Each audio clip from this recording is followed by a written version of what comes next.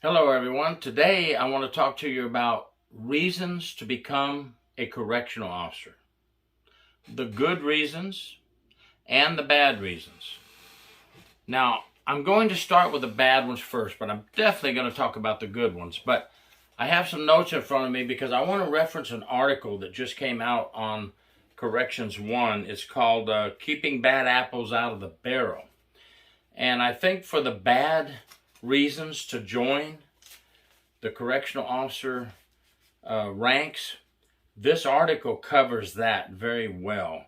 And it also gives us some ideas of what to look for. The article is by Alexander L. Burton, University of Texas. Now, although he's a professor, we all like to hear from people with actual experience in corrections, but he just did a survey where he asked correctional officers their thoughts. So this actually does come from newly hired correctional officers, 700 newly hired officers. Out of those 700 officers, only 6% gave answers that would concern us, the wrong reasons to become a correctional officer. Now, they're already in the ranks, so we have to see how it turns out. And some of them may turn out to be the best officers yet. We're not saying these 6% are not going to make it. This is just the answers they gave. Let me give them to you. They went with 4 categories: use of force, general, punitiveness, and power, control, and personal gain.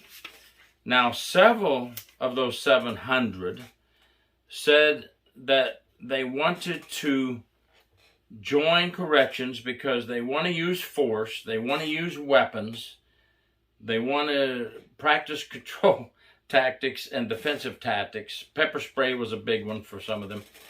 And I think that we don't need to read into this real deep, although the survey, they feel this could be a concern. It could be.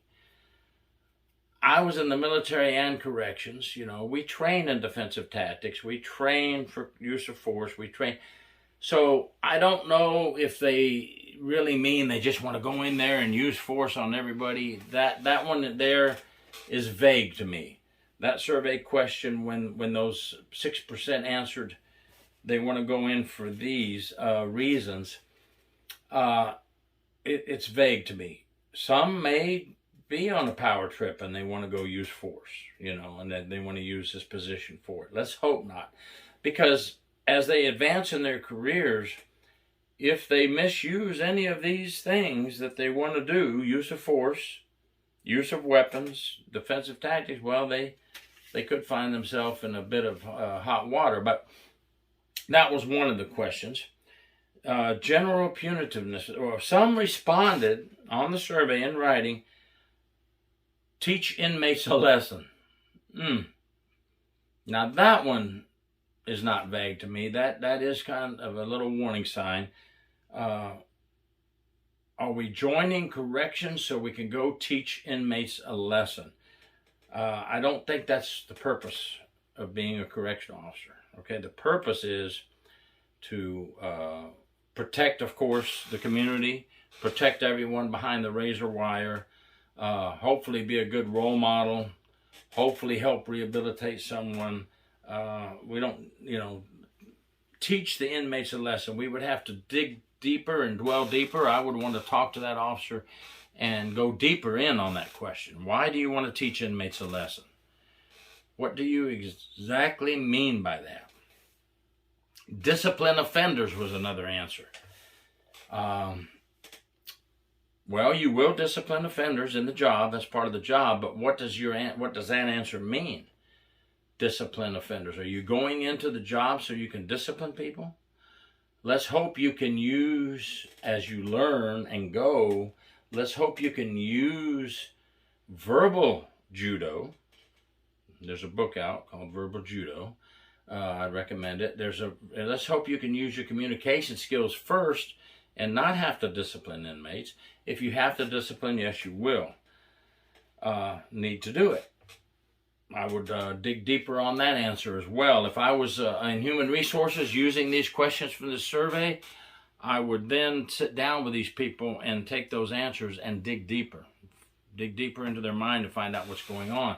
You know, our sheriff's department, out of every 100 applicants for detention deputy, they only get about 10 that go through. And that's by weeding out and using the process and asking questions and finding out what's in the minds of these new hires. Serve as an enforcer of punishment was another answer in that category. Wait a minute, folks. We are not there to punish.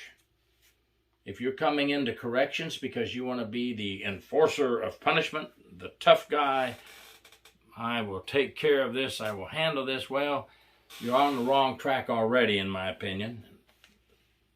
Prove me wrong, somebody. This is not the way we go. We're not the enforcer of punishment. So I would want to sit down with this. These people are already new hires giving these answers, but I would want to sit down if I was in human resources giving these questions and getting these answers. Why would you want to be the enforcer of punishment? You know, dig deeper. Ask this person what their thought process is. I would think for my agency that I just retired from, my sheriff's department detention deputy applicants would not get past that question. We would take that application and put it in the pile that says no, possible pile, yes pile. You know, we need to get real serious about hiring. And at the end of this article, and you need to read it, it's in Corrections 1. It's on their Facebook now and under their Corrections 1 news. It was suggested at the end of the article that these questions should be used by human resources in the hiring process. And I think they should, because if we're coming up with answers like this that send a little light, we need to dig deeper and find out what's going on. Personal gain. One answer was finding contraband. I have no issue with that, because I have done a lot of videos that we need to search more, do more random searches. We need to find contraband. You know, we just need to take this new hire and teach them how to search, teach them how to find contraband, and teach them when to do it, when not to do it, when it's safe to move in and search, when it's not. Have you cleared the area? All these things. That answer is not bad. Helping evil people was another answer for personal gain. I'm going to chalk that one up without being able to question the new hire about their answer. I'm going to chalk that one up to rehabilitation, helping evil people. I don't hope they don't help them with their evil thoughts. I'm hoping that answer means I want to help rehabilitate them, help turn them in the right direction. Making friends with criminals was actually one of the answers written in. Woo! Big red flag there. Big red flag. Wrong reason to become a correctional officer. I thought that article was interesting, and it would help me put out bad reasons to become a correctional officer. You know, it's just some of these answers worry me a little bit. Some of them, I think we could survive those answers if we just dig a little deeper and work with the people and find out why they want to do these things. And, you know, like that last one, making friends with criminals, that's a big red flag to me. Finding contraband is not a big red flag to me. Let's train this person. Let's find that contraband. Let me know your thoughts on that. But we want to talk about good reasons. Well, some good reasons for being a correctional officer is I want to have a sense of duty, or the feeling of duty. I like that feeling because you want to have a sense of duty to your community, a sense of duty to your fellow officers and the people and the civilian staff you're working with behind the wall. Sense of duty is great. On my thumbnail, I put pride in service. That was one of our things at the Sheriff's Department. Pride in service. We want to have pride in what we do. We want to be professional. We want to wear the badge proudly. If you're going to put that badge on your chest, you want to wear it proudly and do the right thing. Some said become a role model.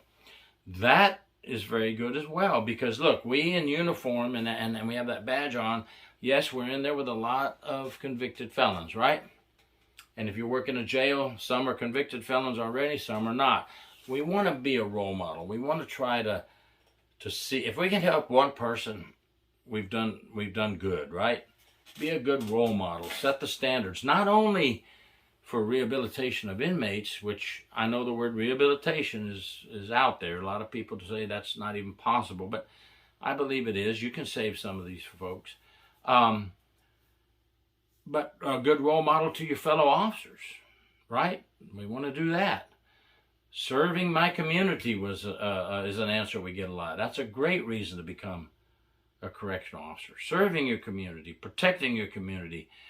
What else do you do when you become a correctional officer in the community? And you know, you're leaving work and you're driving home and there's a car on fire and you save someone's life by pulling them out of the burning car. Their car falls into a ditch or a pond, or somebody's drowning, and you're still in uniform coming to work or going home. We read these good stories all the time. These are the good stories. You're helping your community. You're working in your community. You're part of the criminal justice system. You are part of the community, right? Doing good things for the community. That's a good reason to become a correctional officer. Others say, I want to be a positive impact on the community. Well, we have a lot of correctional officers that off duty, they go out on these programs and they talk to the community. And we'll have these criminal justice programs where different branches of the criminal justice system go out and speak to students at schools, students at universities and colleges, middle schools, elementary schools. I was just asked to go speak at a high school forensics class, to speak to them, and I'm going to speak to them on a topic of evidence collected in our jails and prisons, because they're forensic students. They want to go on and be involved in forensics. So, you know, all these things help build the stability of the correctional officer profession and help the correctional officer profession. Those are good things. So what I'm trying to point out here is we must have a good social status. Correctional officers are not as famous as policemen, detectives, firemen, but we're just as important as them, and we are part of them, and we are an arm of the criminal justice system. So if you want to join the ranks of the correctional officers and become a correctional officer and be one of the over 400,000 correctional officers in the United States, make sure you want to come in for the right reasons and not the wrong reasons. And for those of you that are involved in the hiring process, let's take a look at those questions I did earlier and see if we can use them to help us pick the best of the best. Remember, 10 applications out of 100 went through with our department, or go through on average with our department. And then out of those 10, they still have to pass the psychological exam, the polygraph, the physical fitness test that we give at our sheriff's department, the firearms qualification. You have to pass all that before we hire you. So maybe out of those 10, now we get 5 out of 100. Okay, so it's not as easy as people think to become a correctional officer, and we need to make sure we're picking the correctional officers as new hires that want to do the job for the right reasons. Thank you very much for watching. Gary York, True Prison Stories. Please subscribe.